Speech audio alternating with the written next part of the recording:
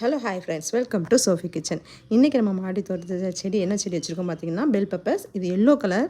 நீங்கள் பாருங்கள் எவ்வளோ மொட்டு வச்சுருக்கு பாருங்க. இது சின்ன காய் கீழே க்ரீன் கலரில் இருக்குது பார்த்தீங்களா. இப்போ தான் சின்ன காய் வந்திருக்கு. அந்த பூ விழுந்துட்டு அந்த மாதிரி காய் வந்திருக்கு. இதே மாதிரி இந்த பாருங்கள், இது எவ்வளோ பெரிய காய். இது வந்து எல்லோ கலர் பெல் பெப்பர்ஸ். இப்போ பாருங்கள், கொஞ்சம் ஃபுல்லாக க்ரீனாக இருக்குது. ஆனால் ஒரு சில இடத்துல மட்டுமே எல்லோ ஆகிருக்கு. நான் உங்களுக்கு வந்து இது ஃபுல்லாக எல்லோ ஆனதுக்கப்புறம் காமிக்கிறேன். இது வந்து நான் விதை கூட தனியாக வாங்கி போடலை. நம்ம வீட்டில் சமைச்ச பெல் பெப்பர்ஸ்லேருந்து சீட்ஸை தான் எடுத்து போட்டேன். அதுவே சூப்பராக வந்திருக்கு. இங்கே பாருங்கள் எவ்வளோ பூ வச்சுருக்கு அப்படின்ட்டு. இது வந்து எல்லா பூவுமே நல்ல மொட்டாக வருது. நீங்களே பாருங்கள். இது வந்து சின்னோண்டு ஒரு க்ரோ பேக்கில் தான் வச்சுருக்கேன். இதே 4 செடி என்னமோ இருக்குது. ஆனால் எல்லா செடியிலையும் பூவு சின்ன சின்ன பிஞ்சிங்க வைக்க ஆரம்பிச்சிருச்சு. ஸோ எல்லாருமே ஈஸியாக சீக்கிரமாக வீட்டில் வச்சா கூட நல்லா வரும். இங்கே பாருங்கள் கலர் எவ்வளோ அழகாக மாறி இருக்குன்னு. நான் வந்து ஃபுல்லாக எல்லோ ஆனதுக்கப்புறம் உங்களுக்கு நான் காமிக்கிறேன். நிறைய பூவும் பிஞ்சுமாக இருக்குது. அதையும் நான் பாருங்கள். அது எல்லாத்துலேயும் காயும் வந்துடும் சீக்கிரமாக.